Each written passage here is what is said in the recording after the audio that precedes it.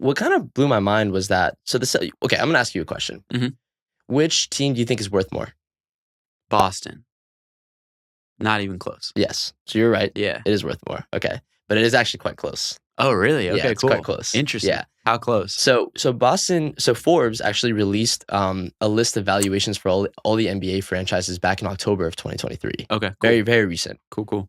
And they valued the Celtics at $4.7 billion. Wow.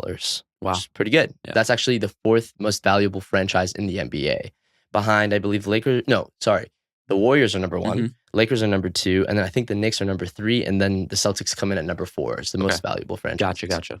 I mean, take another guess. Where do you think the Mavs sit in terms of probably the 6 ranks? or 7? Yeah, pretty good. Spot on. Yeah, and why do you think that is? Why do you think they're so high on that list? Well, that's a good question. Is that the Cuban influence, or? I think so, yeah, for sure. So Cuban has actually owned the team since 2000. So he's owned the team for about 23 years.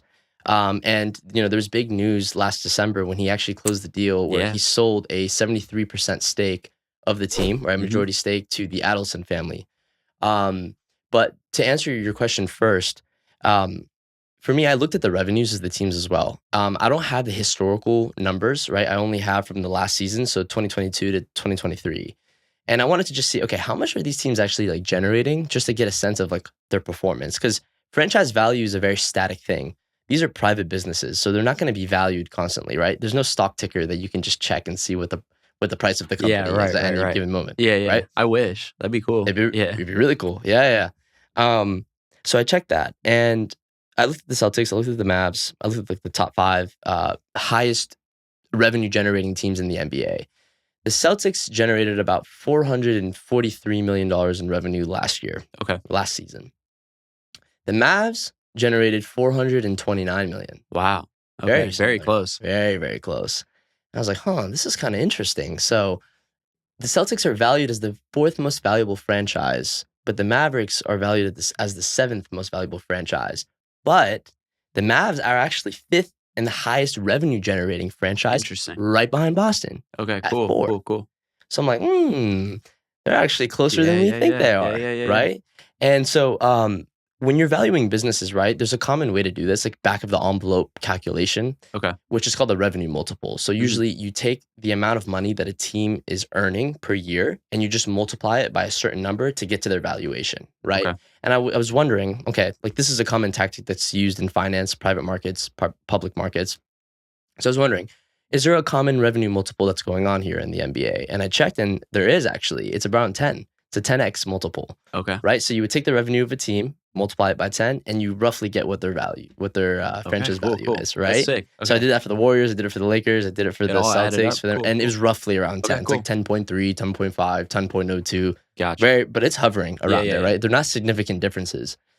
So I'm like, interesting. So when I see that, I think, well, the Mavs are so close. They're less than 20 million away from reaching the Celtics yearly revenue. Yeah.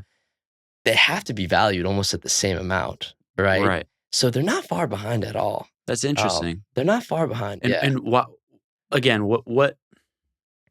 makes that little bit of a difference? And what do you think it would take for them to overtake the Celtics? It's a great question. Do you have any idea? Do you have any kind of maybe hypothesis? This is when we're opening the can of worms a little bit because it's way more nuanced, right? Yeah. So we can talk about player popularity. We could talk about success, year-over-year success in the finals and the playoffs, etc. If I had to guess, I would say, one, they have a global fan base. So I think the Celtics, you could argue, are one of the most popular fan bases in the NBA. It's pretty much most indisputable. Championships, tied with the Lakers. Right? They're a historic organization, right? The Dallas Mavericks aren't really historic. They've won one ring in their entire history, and that was thanks to Dirk, not Dak. Dirk Nowitzki, in 2011, right? So yes, so they're a much more historic franchise. I think they're more of a global franchise as well. Not as much as the Bulls or the Lakers, but you could argue the Celtics are there.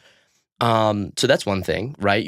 If you have such a large fan base, you're going to acquire, or you're going to attract a lot of people to your games. You're going to, increase your jersey sales, licensing, all this kind of stuff. Real quick, back to the Celtics and Mavs kind of valuation. If you're the Celtics, you're such a, like you said, more of a well-known brand. They have been around since day one. They've had 17 championships. Yeah. Shouldn't you make the argument that they should be valued more, like that their revenue should be way higher than the Mavericks? I mean, yeah, like if you want to say it should be, sure, right? But at the end of the day, it comes down to performance, right? It's like, how do you run the organization? Yeah. How good are you at marketing yourself? And also, how relevant are you today?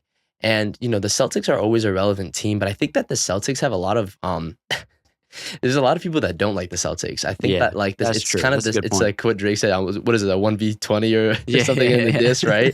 I think it's like that with the Celtics. That's to a be good fair. point. Yeah. A lot of people hate him. Yeah, I think so. We hate him. Yeah, it's okay. Sorry, guys. Yeah, it's a history there. But they just press the dislike button real fast. Yeah, for real, bro. That band.